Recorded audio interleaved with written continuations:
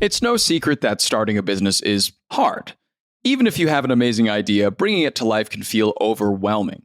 With HubSpot's new entrepreneurship kit, though, you can go from idea to IPO with the help of a company that knows a thing or two about growing better. The all-inclusive kit gives you step-by-step guidance and frameworks to help you crush every stage of starting a business, with tools tailored to help all along the entrepreneurial journey. It's packed with templates for project management, email, and skill development. Wow, that's a lot of templates. There's also a solopreneur guide. It's got freelance pricing worksheets and lots more you can get up and running immediately. And best of all, it's free. With expert guidance and frameworks from HubSpot, starting a business doesn't have to be so hard. So don't wait to start yours. Go to HubSpot.com/ENT to download the guide right now. Hey, good morning, everyone. It's Sunday, August 18th. I'm Mark Dent, and you're listening to the Hustle Daily Show. This month, like many months over the last few years, has contained a lot of extreme economic data points. The U.S. stock market had its worst day in 2 years a couple weeks ago, and the Japanese stock market had its worst since the late 1980s. The unemployment rate has ticked upward, and the inflation rate has gone downward to under 3% for the first time since 2021. And on the same day last week, Bank of America announced it was no longer forecasting a U.S. recession this year, while Home Depot made a splash by warning that a recession was coming. There's just been a lot. And we've talked about the economy here and there on this podcast, but I wanted to bring on someone who could really break things down with clarity. Someone like Kyla Scanlon. Kyla has been trying to demystify economics and finance for the last several years, going back to when she started a blog in college called Scanlon on Stocks. She became something of a sensation in the economic world a couple years ago when she coined the term vibecession. She's the founder of the financial education company Bread, one of the most followed economists on Instagram, and the author of Kyla's newsletter, as well as the book In This Economy, How Money and Markets Really Work. Kyla, thank you so much for joining me on the Hustle Daily Show today. Thank you for having me. Yeah, so I wanted to start off, I was just mentioning in that intro how it's really been a month with a lot of news about the economy, but it's really been 3 years of just kind of disorienting news about the economy. We've seen like institutions who said, oh, there's definitely going to be a recession in the US in 2023. You know, it never came true. We've obviously seen high inflation and we've seen it start to go down. There's just been so much going on. And I just wonder, how would you kind of try to encapsulate or describe what the economy has been like, you know, since about 2021 or so? Yeah, I mean, I think to try and describe the economy since 2021 in just a few sentences would be quite challenging because we have had such a strange economy. Like the post-pandemic economy has been ripe with inflation. The labor market has remained relatively strong, but now all of that's shifting. And so like after 2020, when, supply chain shut down, the whole world shut down, we did experience this record high inflation. And over the past 2 years, that's been decreasing. And we got an inflation report on Wednesday, August 14th, that showed that, yes, inflation is trending in the right direction. And the Federal Reserve, who's the monetary policy body of the United States, is probably going to start cutting rates soon, which is good. But also over that same time frame, the labor market was strong until relatively recently when we saw an uptick in the unemployment rate, when we saw wage growth begin to slow, when we saw, just concerning data points around the labor market. And so now, for the first time in a long time, we're experiencing a turn in the economy. So we've gotten very used to this high inflation, like relatively fast growing economy. But now it seems like the economy is slowing down. Inflation is also slowing down, which is good. But there's other things that come with that too. Right. So before we get a little bit more into kind of what's happening now and could be happening in the coming months, I wanted to go back a little bit again to, you came up with this term vibecession, I believe in 2022. What exactly does that mean? And why was that a fitting descriptor for that economic moment in time and potentially the one that we're maybe still in even? Yeah, so vibecession has taken on a life of its own, which is really cool. But a lot of people get confused by it. So the vibecession is this disconnect between consumer sentiment and economic data. And so basically, people are feeling very bad, relative to the economic data that we're seeing, they should be feeling a lot better. And so that brings up a lot of questions, right? Like number one, why are they feeling bad? Like number two, maybe the data's off. And the reasons behind the vibecession are primarily issues of structural affordability. So things like housing, things like elder care, things like childcare.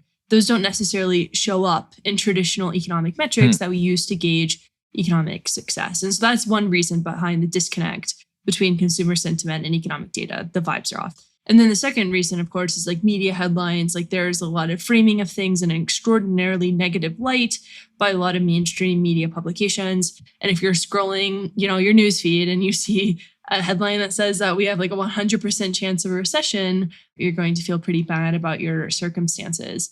And so that's the idea of the vibe session is like, well, why does this disconnect exist? And what can we do to solve it? It's not saying that people should be feeling good about the economy. It's just like, hey, there's a really weird gap here, and we should probably look a little bit closer into it. Do you think enough economists had really thought about vibes or feelings? Because in these last couple of years, even, we tend to just hear like, well, hey, the fundamentals of the economy are pretty good. I wonder, like, was there sort of a disconnect in like economists not caring enough about just what average people were feeling and thinking? I don't think it's that they don't care. It's just that economists think differently than an average person. So economists think in rates, whereas the average person thinks in levels. And so economists are extremely excited about inflation going down because the rate of inflation is going down. That doesn't mean the price level is going down, right? It just means that things are getting expensive less fast. Sure. Prices actually going down would be deflation. And so a lot of economists have just been focused on, percent changes versus like actual dollar prices that people are paying at the grocery store or paying for rent. It's not going up as fast. Like you should be feeling okay, but that doesn't mean that things are, cheap. And so I think that's kind of where the disconnect between economists and people lie. I interviewed Jared Bernstein, who's the chair of the Council of Economic Advisors, and that's what he highlighted. He's like, we have to do a better job as economists and as policymakers to like really connect with the average person on what they care about. And it's not the inflation rate. It's not a 3% inflation rate. It's, what you're paying at the grocery store for your box of cereal. Yeah. And some of the main reasons why the vibes were kind of off were you think of like these high housing prices, elder care. Those are things that don't just come down overnight. I wonder then, how do you go about trying to make consumers feel better if the economy is kind of good? And obviously there's been a lot of work to try to get the inflation rate going downward and it's started to work. How do you actually make consumers feel more comfortable though? That's something I spend a lot of time thinking about. And if I had a simple answer for it, I'd be doing it. And I think the solution that I've come to with like the resources that I have personally, and this is like, a me situation and there's a broader situation, is like you got to talk to people about what's going on. You have to make that information really accessible. Like one thing that economics and financial media is notorious for is gatekeeping information. One thing that financial institutions are notorious for is gatekeeping the industry. And so I think it does boil down to accessibility and transparency. That's kind of how you work to make people feel better. I released this survey to my audience, asking them what they wanted from economics education and like what's one thing that they wish they saw more of from policymakers in the world around them. And it was transparency. Like people just really want, truth. And of course, there's a lot of arguments about what truth is. But I think that's the biggest thing is just like communicating to people very clearly what's happening. But that's a lot easier said than done because the economy is such a personal experience that like you could be talking about an inflation rate, but it's an average. Everybody has their own personal inflation rate, their own personal interaction with the economy. And that's where it gets really tough to like, make people feel better is everybody has a different job. Everybody has a different price basket. And it's very difficult to speak to the existence of every single person. Right, of course. But needless to say, the people are the most important part of the economy. This is mentioned in your book. I think that maybe 70% of the economy is consumer spending. Yeah, that's like the last line of the book is people are the economy because it's true. And I think oftentimes we get a little distracted with like the stock market. We get a little bit distracted with all sorts of data points. And we kind of forget that like the bread and the butter of what we're interacting with is people. It's like people are spending to, make the corporations be successful in the stock market. And I think it just would do us all a lot of good to remember that when we're designing policy. A lot of economists are very focused on that. Like Claudia Sahm has done a really great job at doing, people-centric economic analysis. Dr. Isabel Weber has also done a great job. And so I think people are more and more paying attention to the sentiment of the consumer rather than just like the behavior of the consumer. because sentiment is kind of a lagging indicator to a certain extent. Like how people feel is ultimately going to show up in the way that they spend. A large part of the economy is people spending. And if they stop doing that, the economy slows. And then it's like, oh, we should have probably listened. Yeah. So one of the things that a lot of people and a lot of politicians have kind of pointed out is, they've used the term like greedflation, and they've said that a lot of the inflation has come from corporations who've just wanted to charge higher prices. They've pointed out that a lot of companies have had record profits. What do you make of that? Yeah, so Dr. Isabella Weber, who I just referenced, she did the leading work on this. She was one of the first researchers to publish a piece. And her whole idea is that companies look around and they're opportunistic. They're not necessarily greedy, but they're like, okay, there's a chance for us to do markups. Like, our supply chains are messed up. People are accepting the price increases that we're doing. So we're going to do that. Like our business model is making money. And so we're going to do that. It's very difficult to discern if that's greed or not. That's kind of a value judgment, which is very difficult to do in economics. But when I interviewed Jared Bernstein, who's the chair of the Council of Economic Advisors, the person who's advising the president on the economy too, he was like, yeah, like corporations have been opportunistic. And I think what you can take from that line that corporations are opportunistic is that corporations have raised prices on people, and people have ultimately accepted the prices. Like the CEO of Chipotle, or the former CEO now of Chipotle. Right. Yeah. More economic news from this week that was crazy, but yeah. And now he's over at Starbucks. So we'll see what he does there. And the story could inform what he does there. But he was like, yeah, we raised the price of the burrito from $9.25 to $9.50 to $9.75, and we didn't have any consumer pushback. And is that greed? Maybe. But corporations absolutely were opportunistic. Campbell's Soup raised prices 16% in one quarter.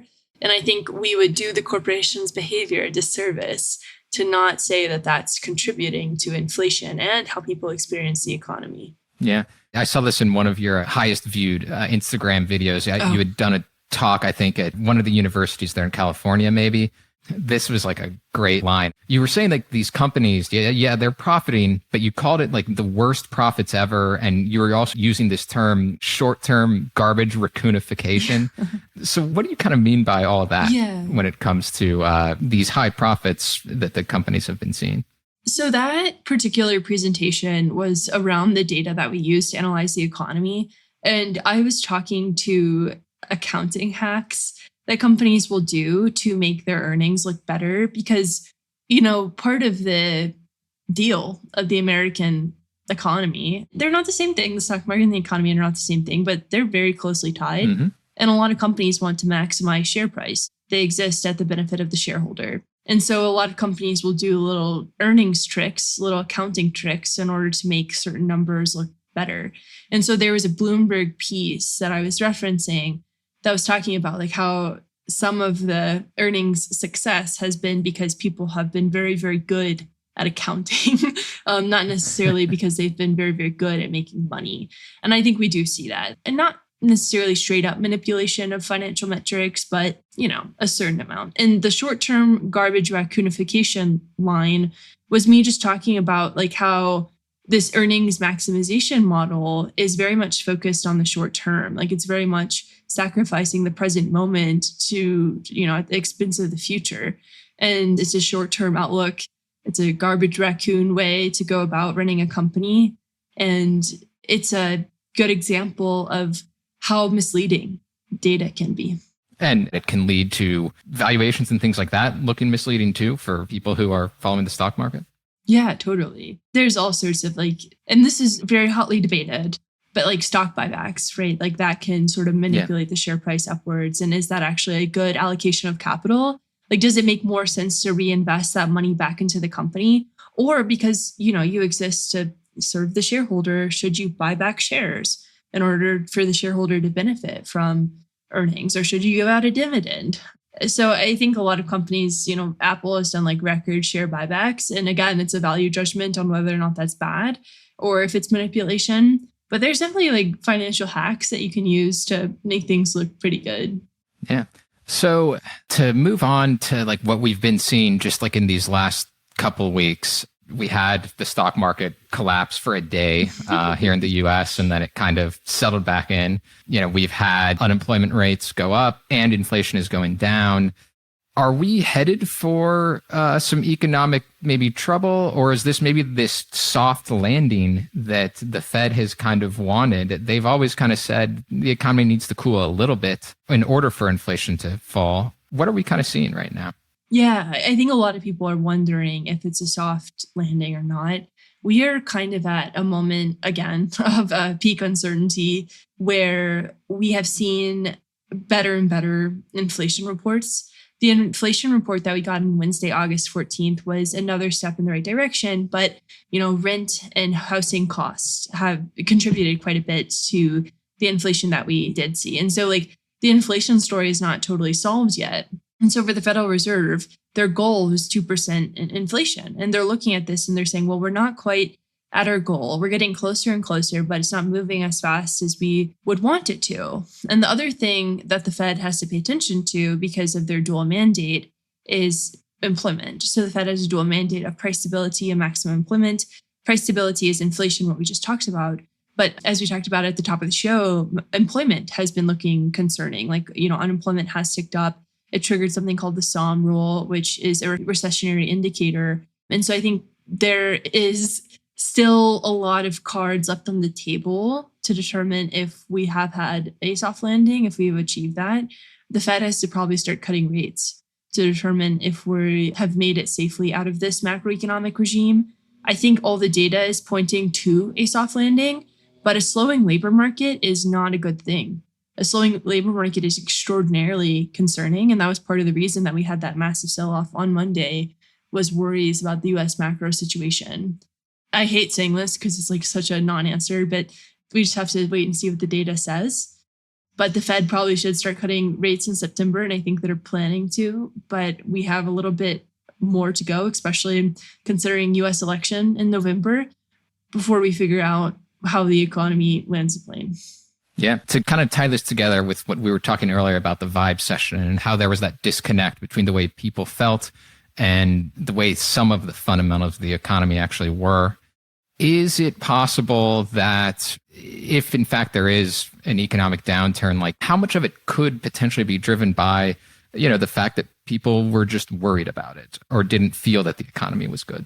So this is a good question because the title of the original vibe session piece was the self-fulfilling prophecy, the idea that vibes ultimately do drive the economy. Mm-hmm. And we haven't seen that. It's interesting because consumer sentiment has kind of ticked back up, and it's also tough to measure consumer sentiment. The University of Michigan, which is a primary measure of sentiment because it's survey-based, they switched from phone calls to web-based. And once they switched to web-based surveys, they got all sorts of crazy numbers because surveys are extremely hard to do, but that's how we get most of our economic information. And so sentiment is kind of wonky right now, and that makes it difficult to determine where sentiment is at, if people are still feeling bad, and ultimately will that lead to a recession. So I don't think that the downturn that we would see would be because people were not feeling good about the economic data or they were pulling back on spending. Because one thing that we did see was a disconnect between what people were saying and the actions that they were taking. People were spending a lot of money, credit card spending. And it wasn't they were spending on just basic necessities. They were going to concerts, they were traveling, they were doing all these really fun things as they should do. But that's kind of different than saying oh, I feel really bad about my economic circumstances, I'm going to go see Taylor Swift, right? And so that was kind of a disconnect that we saw as well. And so there's a couple layers of disconnect. And that makes it difficult to determine the self-fulfilling prophecy aspect of it because people are feeling bad, but they're still spending and the economic data is okay. So there's a lot of questions baked into that. If people stop spending, which we're getting retail sales numbers soon, and that'll kind of give us an indicator. Those have been slowing a little bit. The economic data is okay. We're seeing slowdowns in the labor market. So I don't know. It doesn't seem to have appeared as a self-fulfilling prophecy yet. Right now, the prophecy just seems to be a normalizing economy, which results in, a tougher labor market. But we'll see. Potentially good vibes, though. I mean, I guess that's the hardest thing to tell. I think there's just a lot of uncertainty right now. And I've been thinking a lot about how to measure sentiment better and, what it takes because it's so subjective. And it's really difficult to quantify that. And survey methodology is really odd too. A lot of the jobs data that we have is survey based, and that can also be all over the place. And so There's kind of like this fundamental issue with economic data too, which I'm not the first person to bring up. It's like maybe the data that we're looking at is wrong. Yeah. One final question. You've mentioned there that there is just a lot of data points, a lot of indicators, consumer sentiment surveys from the University of Michigan, the US economy alone, the global economy. They're just so vast. There's so many things going on all at once. I wonder if you had to give advice to people who just want to try to like understand it as best as they can, or just get a grip a little bit on it. What are a couple things you tell people to do so that it doesn't seem so overwhelming? Yeah, well, I mean, shameless plug, I guess, for the book, because I did work hard on it. But I wrote this book to do that. Like, I think one of the biggest issues is that we like thrust people into the economy and pretend that they don't need to know how it works. Like economics education is not required in schools, even though like all of us are a part of the economy. Buying a cup of coffee is an economic transaction, buying a car, buying a house, like all of these basic human things that we do are economic. And we just like are like, no, you don't need to know, like it doesn't matter. Right. And so I wrote this book to like walk through the terminology behind the economy, to talk through the problems and the opportunities that we're facing. And I think that's a good foundational tool. There's also a lot of other, economics books that are a little bit older, like Henry Hazlitt. I think he wrote that in the 1930s. Economics in One Lesson is always just an all-time great. Basic Economics is another great book as well. There's a lot of economics podcasts out there if you're interested in like going a little bit deeper, like Tyler Cowen's Marginal Revolution is quite good. And then they have the Marginal Revolution School, I think, where you can take courses on economics. But the biggest thing is just understanding the transactions that you're taking and like saving and investing. And so Just Keep Buying by Nick Majuli is a really good book for thinking about how you should invest. And then like thinking through economic transactions, that's a tougher one, but there's a lot of good information online. So it really just comes through like educating yourself, like seeking out resources for the big questions that you have, and not procrastinating on that because you don't know how to do it, which is something I struggle with. Yeah. And it is really fascinating that you mentioned all of that and how economics is kind of, it's almost everything. It is everything. Whereas like in high school, when we learn about it, they teach us like the Laffer curve and maybe like how to like graph supply versus demand and, price ceilings or whatever. Yeah. Like that's a whole separate podcast probably, is like, where economics education could improve.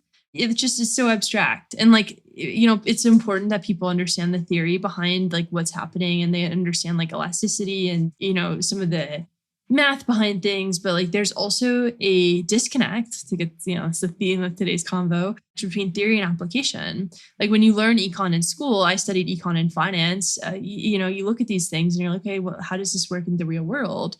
And that's, what I tried to write the book for, was being like, here's these things, here are how they apply to your real world circumstances, because that's what people ultimately need from economics education. They don't ultimately need a lesson in theory. Yeah. All right. Well, that's going to do it for us today. Kyla, thank you again for joining us. You can follow her on Instagram at Kyla Scan. You can subscribe to her newsletter, which is conveniently called Kyla's Newsletter, or you can check out her book, In This Economy.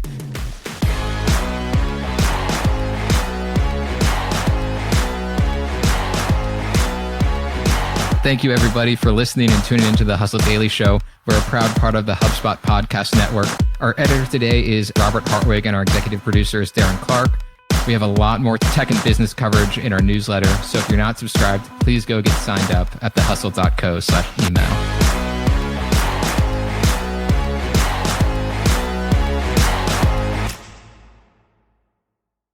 Hey everybody, I've been listening to this awesome podcast lately called Entrepreneurs on Fire. It's hosted by John Lee Dumas, and it's available right now on the HubSpot Podcast Network. Entrepreneurs on Fire stokes inspiration and shares strategies to fire up your entrepreneurial journey and create the life that you've always dreamed of. It offers lots of energy, value, consistency, and it's for anybody who wants to learn more about entrepreneurship. It's super fast-paced and packed with valuable stories about entrepreneurs, their aha moments, their failures, and everything to what's working for them today. Recently, he had on this guest, Ashley Stahl, who talked all about her job at the Pentagon and how she evolved into becoming a top 100 TEDx speaker. She talks about evolving your brand from the ground up, leaning into the skills that you already have to build your brand, and also creating virality. It's a great listen. You should check it out. And you can listen to Entrepreneurs on Fire wherever you get your podcasts.